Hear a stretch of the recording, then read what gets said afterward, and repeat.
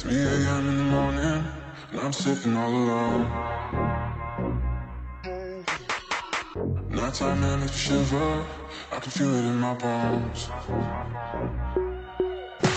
Ladies and gentlemen, welcome back to the Fescue Pole Podcast. Today, very, very special episode, not only because it is our 100th episode. Adam, I don't want to hear a damn word from you for being 3 years and only 100 episodes. Okay, we will make no. I thought that was a beer for a second, but whatever that is it's a Blue Moon. God damn it, Adam! All right, not only cheers to 100, baby. I hate both of you. All right, not only because it's the 100th episode, but also because of our guest here today. All right, you already know Adam. He needs no introduction. Fumblerooski podcast, all that shit. Drinking a Blue Moon. All right, we needed to get him shirtless shotgun in it for old memories, but when I go on your podcast, I need to loosen up. Okay, gotta be ready for some of your crap takes. Ouch! All right, the Andrew Benintendi trade was still good. We're gonna fight about that till the day one of us is 6 feet under. We both know that. All right, but our other guest, our famous guest. Some say he walks into a bar and he makes the bartender show him his ID. Some say his record for women pleasured in one day is 64. Kostiv, can you confirm or deny? I couldn't even hear what you said there, so don't worry about it. Wow. Yep. Okay. Don't even worry about what he said. The man, the myth, the legend, the beautiful bastard himself, Brian Kostiv of Down to the Wire. What's up, buddy? Howdy, man. How we doing? Not too bad. Talk to the people. It's been a minute. It's been over a year since you've been on the show. Not going to talk about us being off for 10 months, but it's been over a year that you've been on. Yeah, it's been a little bit since I've been on, since you've been on, but it doesn't matter. It's actually kind of cool because we actually finally got to meet up in person for the first time, we forgot about that. I mean, that took way too long, but yeah, that was something that was a long time coming. So yeah, that only took a surprise trip up to Massachusetts for 2 days in order to watch my sister be in a musical and go to B-dubs with the boys to watch them barely, and I mean barely, squeak by the Jets with a last-second punt return for 3 podcasts score. Walk into a bar. Yeah, 3 podcasts walk into a bar. You already know. Put some respect on their damn name. Well, 2 out of the 3. The other one's kind of trash, but it was funny too because like when pesky pole, man. Yeah. At least I have a good intro. Don't even start with it. My intro's good. About damn time you joined the Triple Digits Club. You've been going longer than both of us. Your intro is trash, okay? And I should know because I'm the one who made it. Okay? Which is more on you. Which is more on you because you've kept it for 150 episodes. Because I don't have another one. Then make one. This isn't brain science or rocket surgery here, okay? I'm a professional dancer and I made you an intro, okay? You're at least in sports. You should be able to make one yourself. Anyway, moving on. Okay, we got a lot of fun stuff to talk about today. The first thing we have to get to is getting Mr. Kostiv's take on the Red Sox, which he said in his Down to the Wire episode that we may or may not have just recorded 20 minutes ago because we need to record these back to back because we are all insanely lazy. So yeah, this should be like kind of like if you guys haven't checked out that episode, we kind of talked a little bit about some stuff that we're gonna get into this episode. So if you don't actually go over and check that episode out, a little precursor to this one. So go ahead, Rob.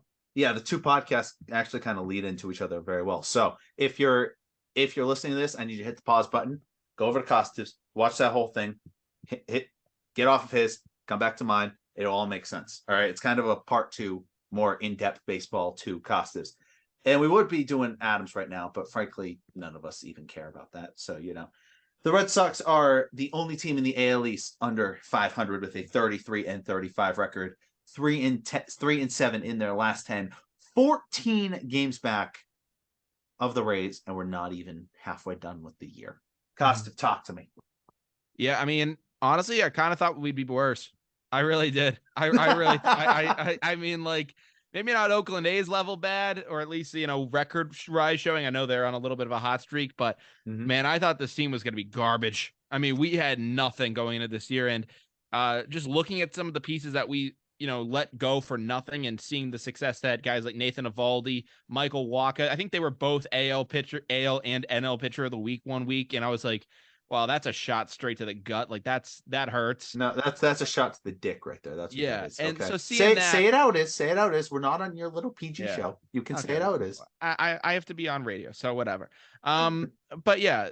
So then seeing that, and then seeing how and then also seeing JD Martinez show out as well in a Dodgers uniform, it's painful. And it's like, we had the funds to bring them back in. It's not like we couldn't have done this, and the franchise was going to be going in this completely, altering direction, and we had too many pieces and we had to offload.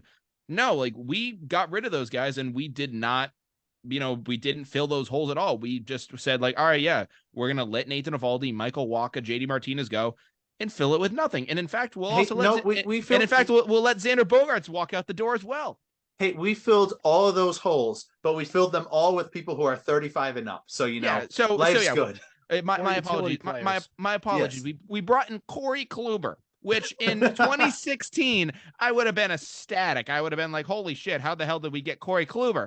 But in the year 2023, when you have Chris Sale, Corey Kluber, it's not the same effect. And now Chris Sale's out for who knows how long, possibly the year. And man, he needs to be released. Just get him gone. It's so bad. And like, just like, man, it's just painful. I really hope that this team could be competitive in like 3 to 5 years, but that's my timeline right now, Rob.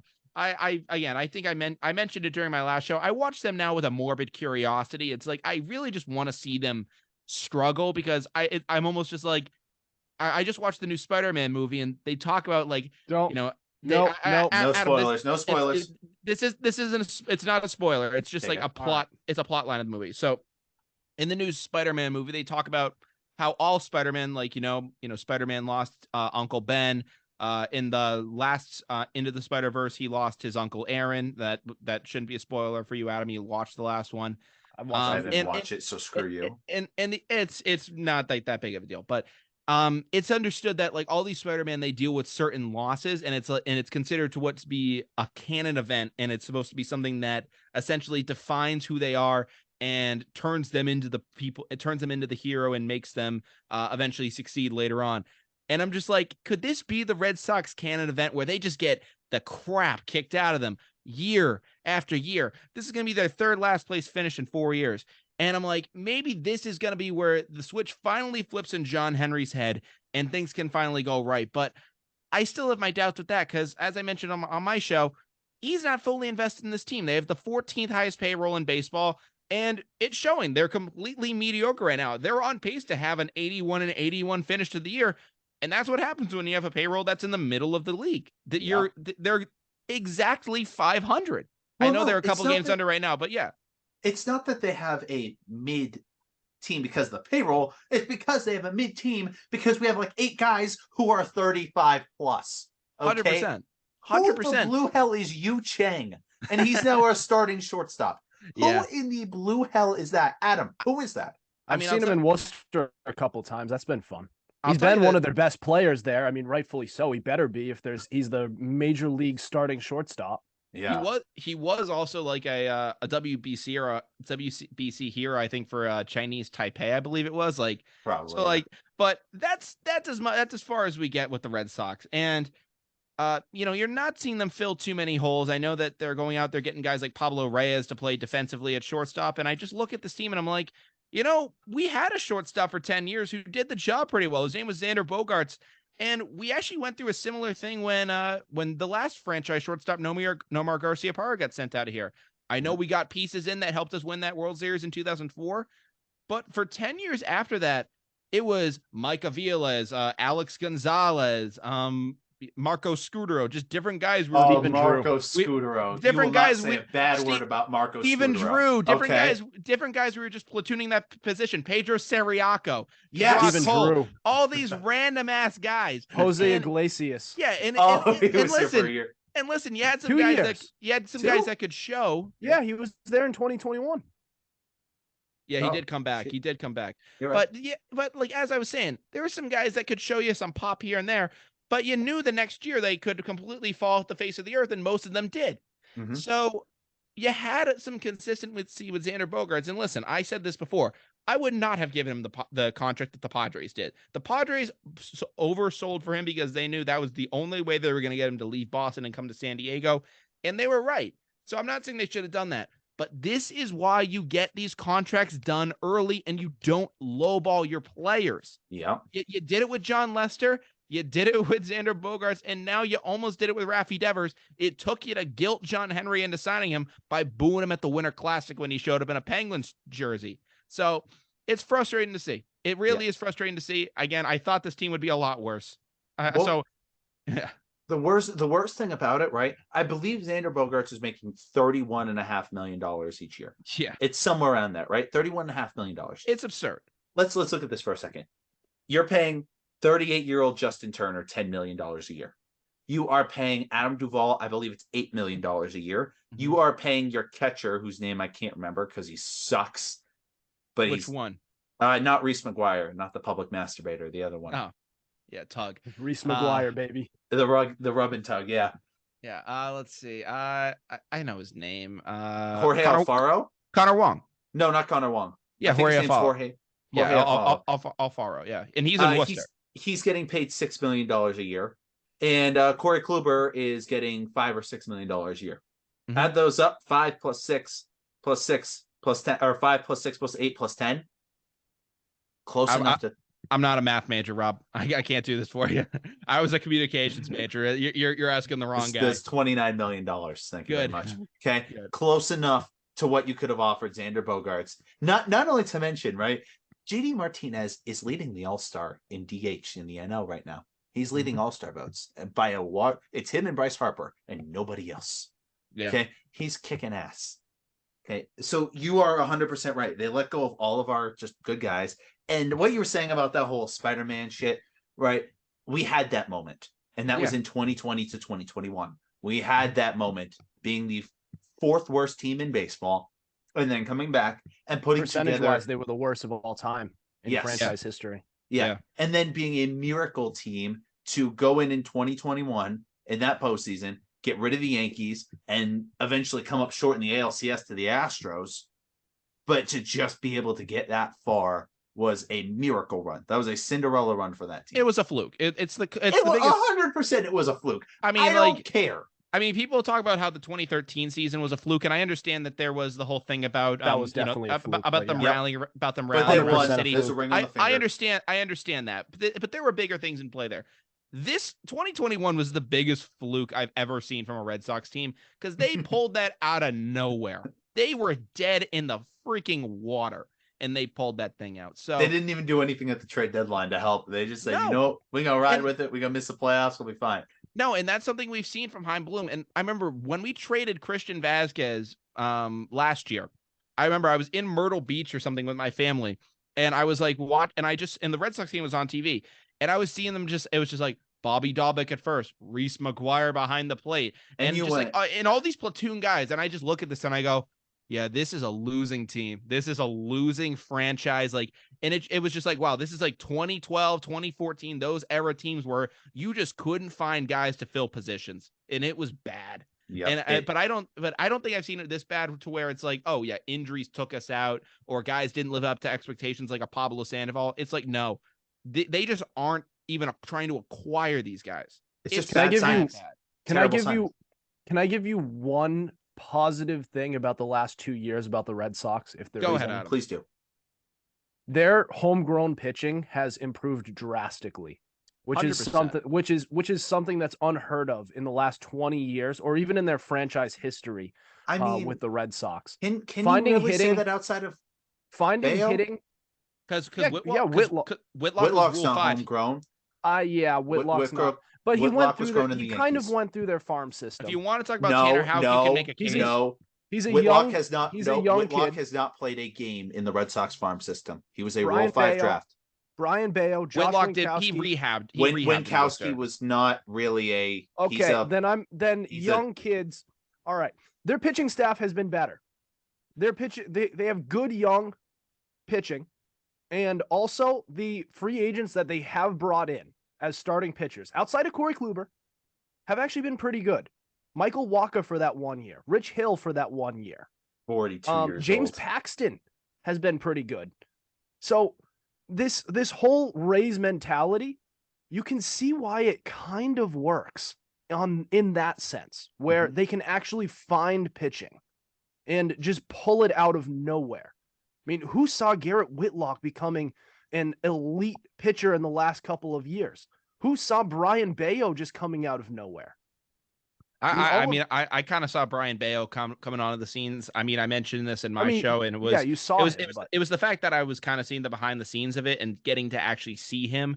People were saying that he had the stuff, but but that was unless that was really when he started pitching well in Worcester. But yeah, he was signed as a free agent. He was an international free agent. Forget where it was from. He wasn't drafted, but out of nowhere, this kid just becomes. I mean, people in Worcester, you're saying they're talking about him in a similar, maybe lesser extent, like how they were talking about Pedro Martinez in Boston in his early years there. I mean, the pitching, he has done some good things with the pitching. Just he doesn't do, number one, he doesn't do enough on the offensive side, and number two, does not do enough to put teams that are in contention over the hump. People keep forgetting that last year's team was actually 12 games above 500 at one point and was within 4 games of first place. Yeah. And they just they gave up. They just threw their hands up and they started putting their minor league roster in big spots. Yeah. Why are we putting Cutter Crawford in to start games? He might be good at some point. Maybe you put him in a relief spot in a blowout game or when you're getting blown out. But don't have him starting games in games where you actually need to win. Don't be throwing Rob Refsnyder and Connor Wong out there all the time. You don't need to do that. That whole thing just was stupid. But I will say their pitching has been fine. Like that has been a bright spot for them. Which I can agree with. But it's more just kind of finding those diamonds out of the rough. It's not so much being a homegrown talent, because you're Bayo, right. You're right. They brought in Bayo, and I guess you could say that Winkowski and Crawford went through their system, so you could kind of say that they developed him. You're right. Yeah. Bad word usage. It's all right. But they've managed to find some good young pieces in starting pitching, which is something that you don't see much of in Boston. You saw it from Clay Buchholz, I guess, and kind of Eduardo Rodriguez. That's it. Salute Clay Buchholz one time. All right. Salute. For 1 year, yeah, you can make that case. Any other year. Salute Clay Buchholz. Rob, I'll tell you this. Also mention John Lester. Salute. I don't know why. I don't know how he slipped my mind, but John Lester. Him too, yes. He was an ace for a couple years. Yeah. He was ace for a while. Yeah. Yeah. He was good at the very end, but I think we forget what he was like in those middle years. He was not that good. He was pretty good. All right, we gotta move on. And anywho, Rob, you take it. You take the show. All right, so we got to talk about a couple of smaller details that are happening just to keep our Red Sox fans on the inside. So first thing, Kike Hernandez is no longer the club's everyday starter. He is now on the bench just because he has been playing atrociously this season. And now it's gotten so bad that our starting shortstop is Pablo Reyes. I've never heard that name outside of like 2 or 3 weeks ago.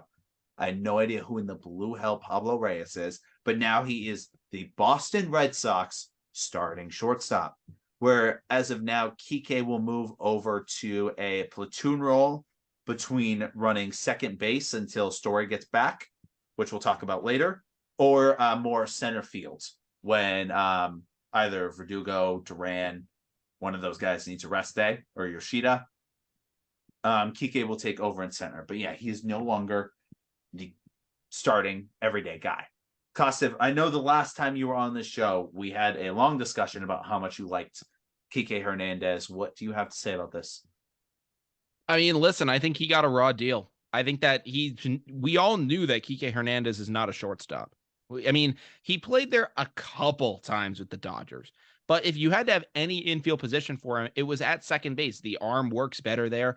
And I like him more in that outfield spot anyways. I know that Duvall coming back complicates that a little bit, but yeah, I think that putting him at shortstop and saying that, yeah, he was going to be the guy to put in to replace Xander Bogaerts, I didn't like it from the start. I know that he came into camp saying like, oh, now he has to be the de facto leader, but that doesn't mean that you have to make him the captain of your infield.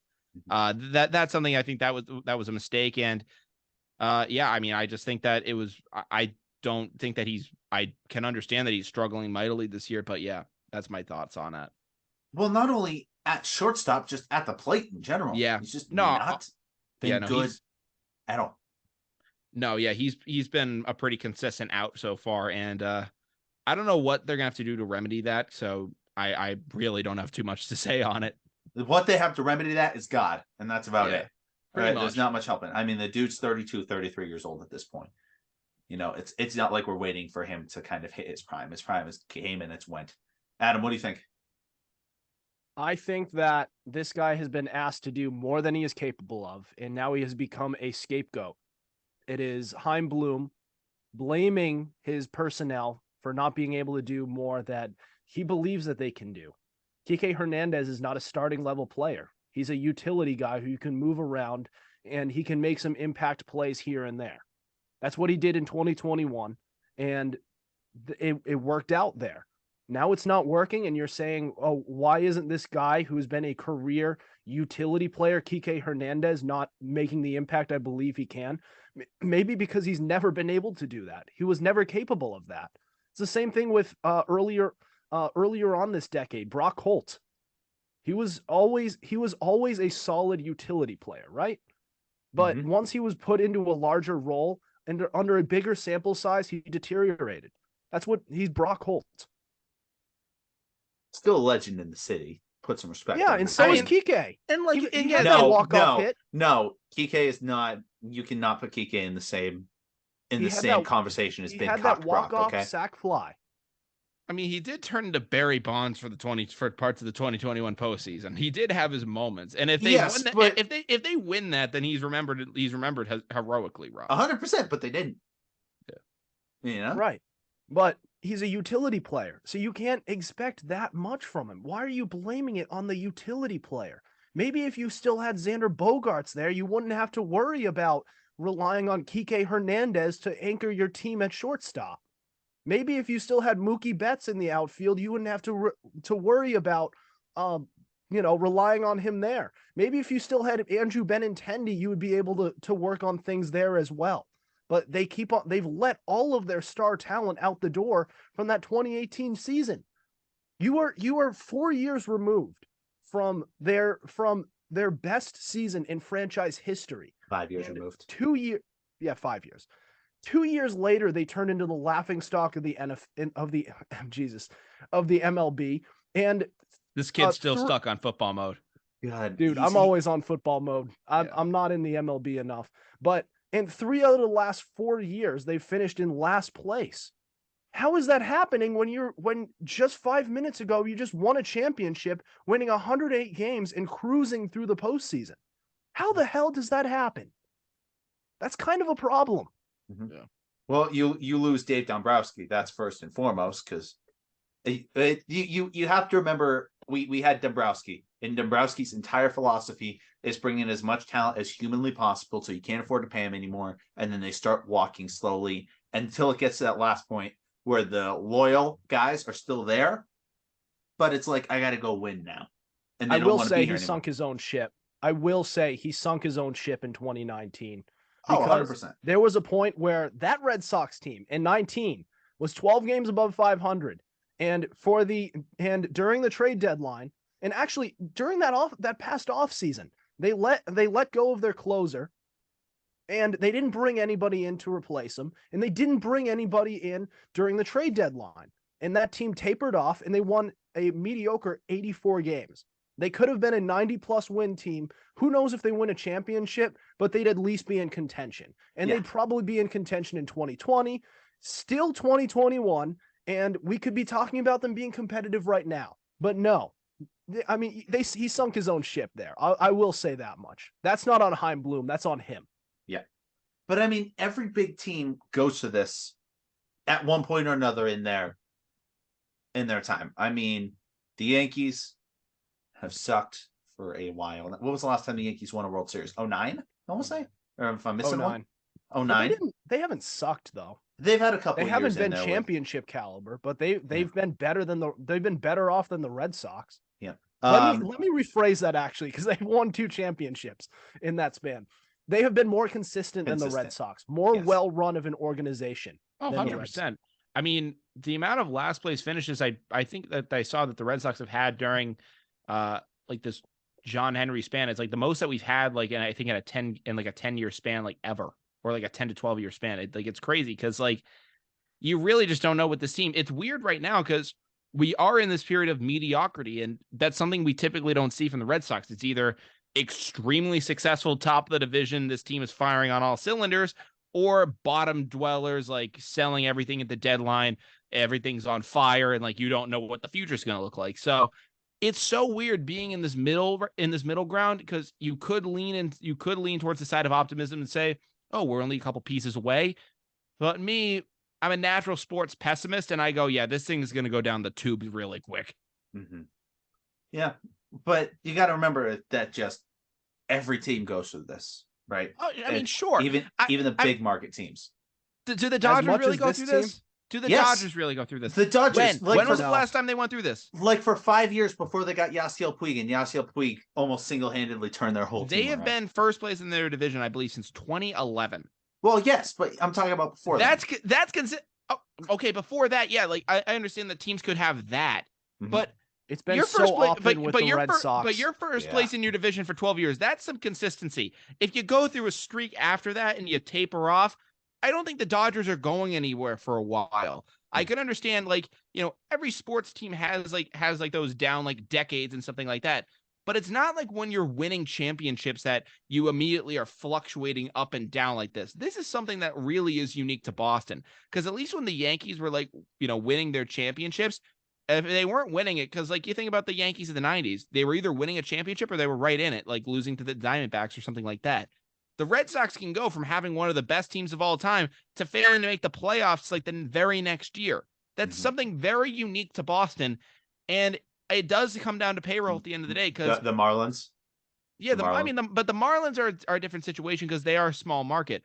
Boston isn't necessarily ripped down to the studs like those franchises are. I mean, Boston has the funds to be the Dodgers. I know that, you know, the Dodgers have billions and billions of dollars, but Boston, in a sense, could do that. There's nothing really stopping them from being that, being the Yankees, being the Cubs, similar to that, because I know the Cubs have a lot of money and can do something, but there is just that difference of talent, and I just don't know when it is really going to come around with them, because, I mean, like, I don't know. It really is lost on me. Mm-hmm. All right, we got to keep going. A couple more things just to touch on. Trevor Story, his timeline is he's looking to be back as a DH in July, and hoping to be playing shortstop. He wants to play shortstop. He made that very clear. Yes, he made that very clear. He wants to be a shortstop now that Xander's gone, which, give it to him. But for the time being, Alberto Mondesi, I don't know if anyone remembers, but we traded for him in January. Yes. And he is coming off of a torn ACL. Mm-hmm. Recently, the Red Sox have stopped all of his recovery. He's just not making any progress right now. And it's unlikely that he will suit up for the Red Sox this season. So, for the time being, I think somebody who is not really a good bat right now, but could come in and could fill a defensive role, because that's what they're asking Pablo Reyes to do. They're not asking Pablo Reyes to come in here and hit 250. They're asking him to come in here and play defense. Somebody you can trade for absolutely nothing to bring him in and get him out of the hell that is Oakland, Aledmys Diaz. Bring Aledmys Diaz in. It will cost you maybe a single A prospect. You'll have to take on most of his contract, sure, and I think he's making $5 million this year, which isn't crazy. But you bring him in, just let him play shortstop, second base, wherever Trevor Story wants to play. You play him at the other because he can play short, second, third, and you just let him ride. But that gives you that defensive guy with a little bit of speed that can help you out, and that's what you brought in. Why am I forgetting his name? I just talked about him. What? Who was I just talking? Alberto Mondesi. That's him. That's what you brought in Mondesi to do. It's just be defensive and have a little speed. Yeah, Rob, I guess I'll say this. I mean, you didn't want to talk about Mondesi. I mean, I know that we did have to trade away Josh Taylor, who had been effective for us in certain points.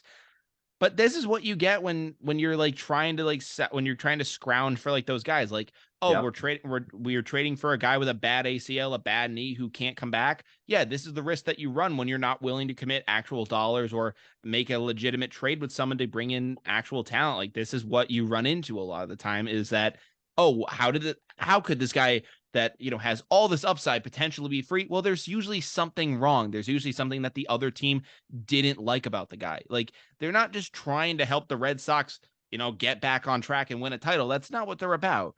Like, there's something that was wrong with this guy, and the Royals knew it, and they said, like, all right, if you really want to take on this guy, we're going to take this reliever from you because we think that we can get him right. Yeah. What do you think?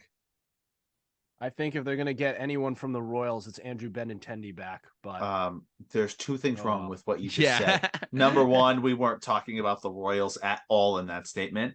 And we were talking about the Athletics. And number two, Andrew Benintendi's on the White Sox, and he still sucks in big markets. I know. I just know they traded him to the Royals. That's what I was saying.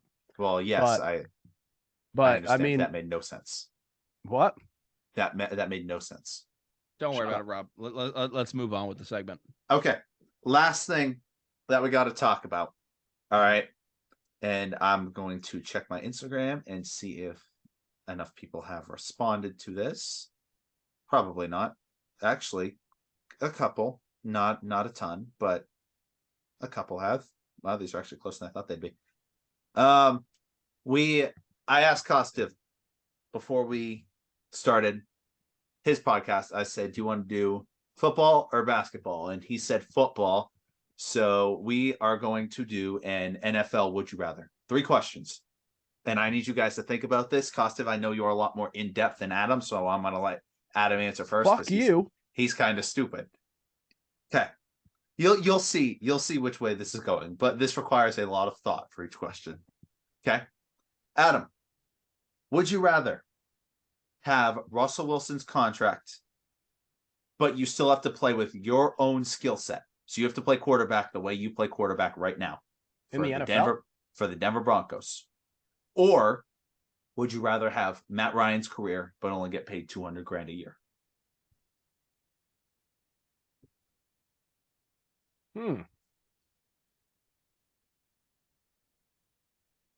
Yeah, tough one. Well, yeah. I think I'll go with the latter.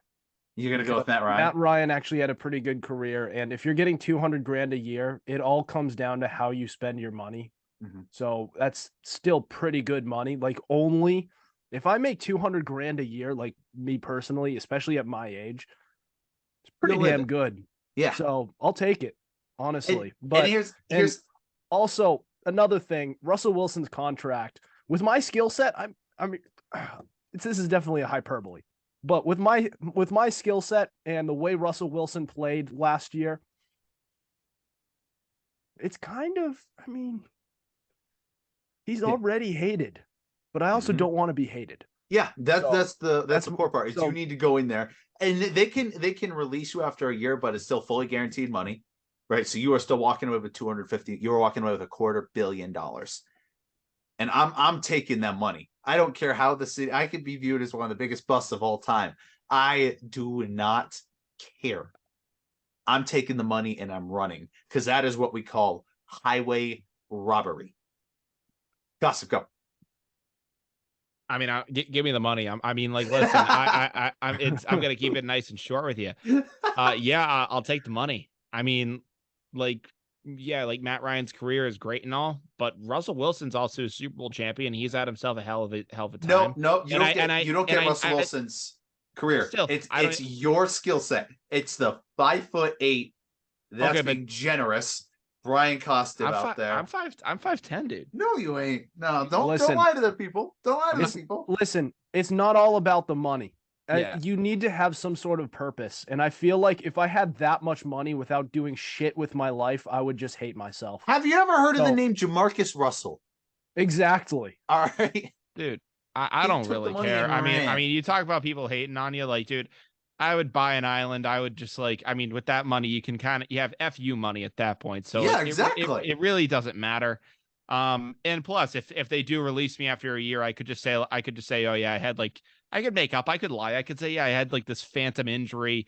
Yeah, it was never really right. I could never like play up to my full potential. And like the team, there was a bad toxic or something. Like I'd make up something and get away with it. Yeah, try and make someone else a scapegoat. I'd write a memoir. I'd have a YouTube channel. I'd have a podcast. I'd have a docu series. It would be I'd probably be with like Fubu TV or something like that because no one would actually watch it.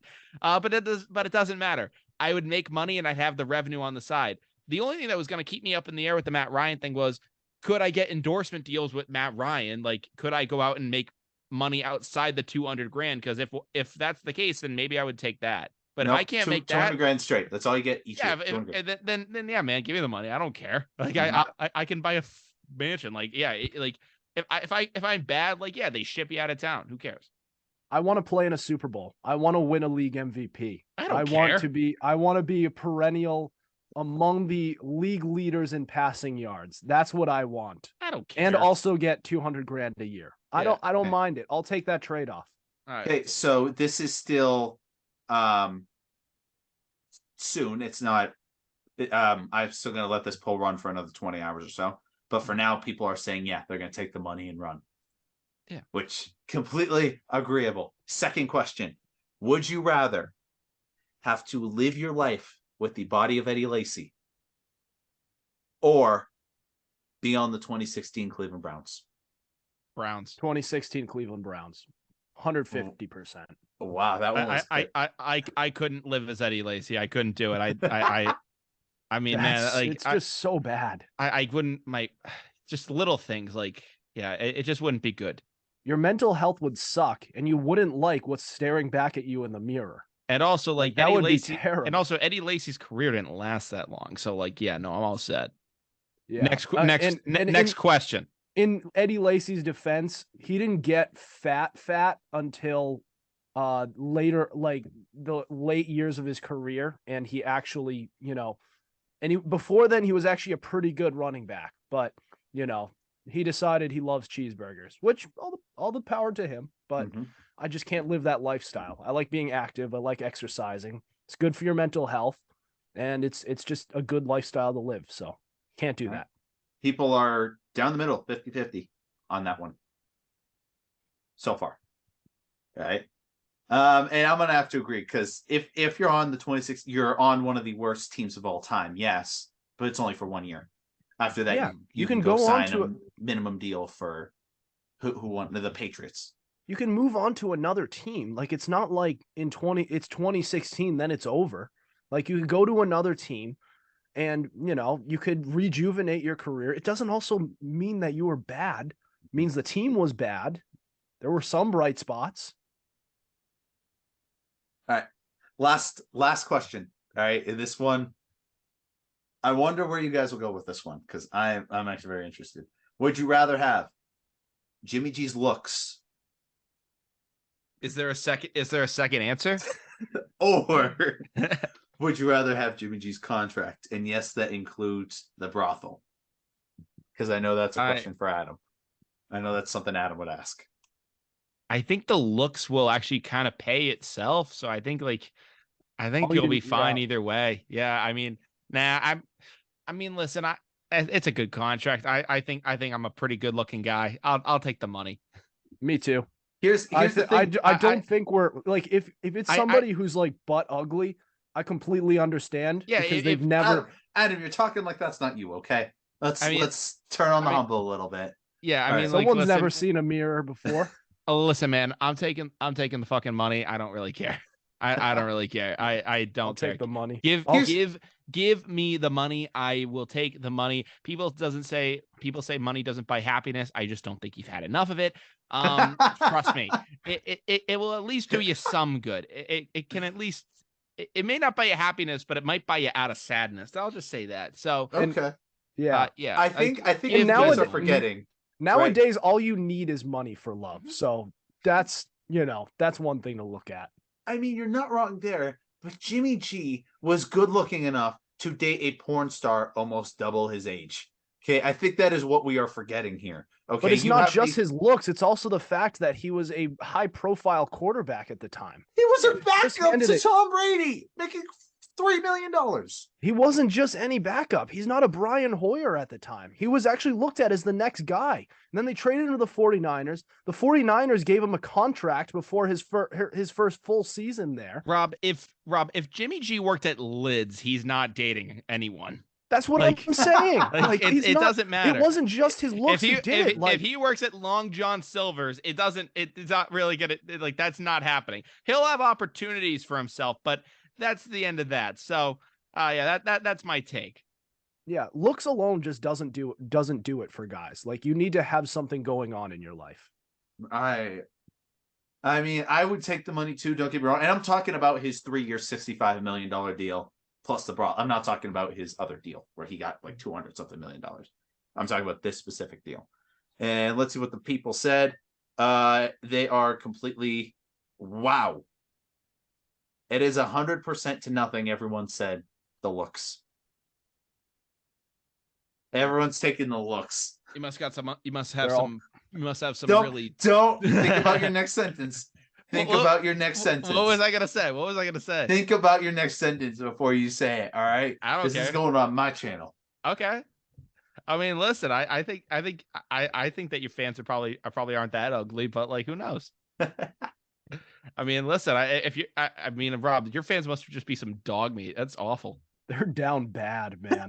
they want to see that. They definitely looked up who the porn star was right after hearing about it.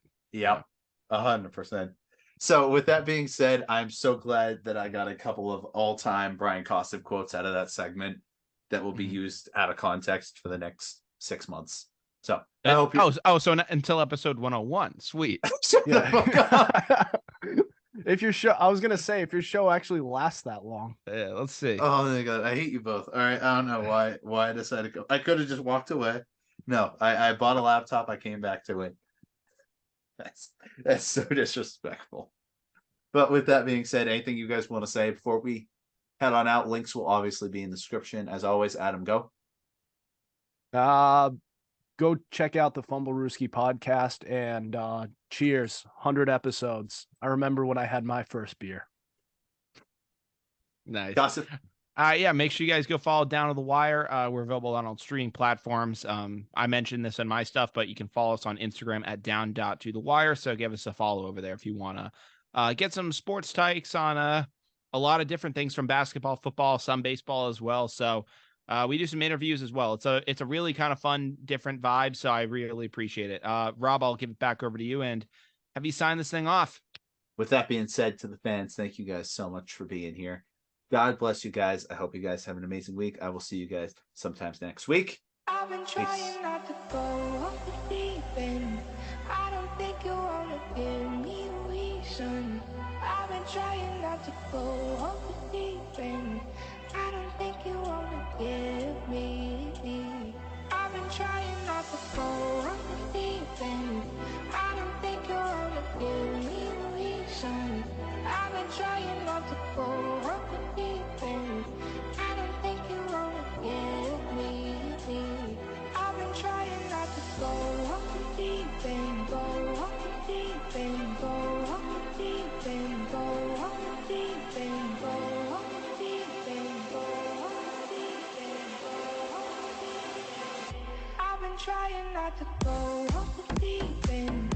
I don't think you wanna give me a reason. I've been trying not to go off the deep end. I don't think you wanna give me. I've been trying not to.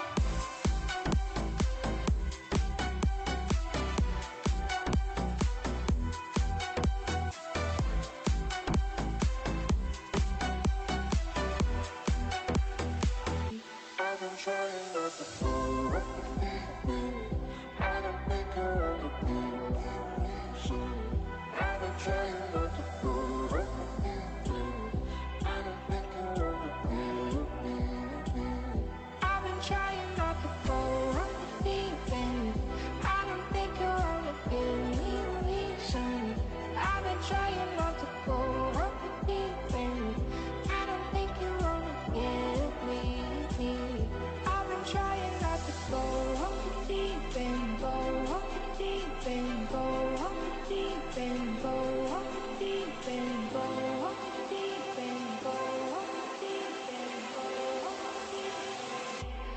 trying not to go off the deep end. I don't think you wanna give me a reason. I've been trying not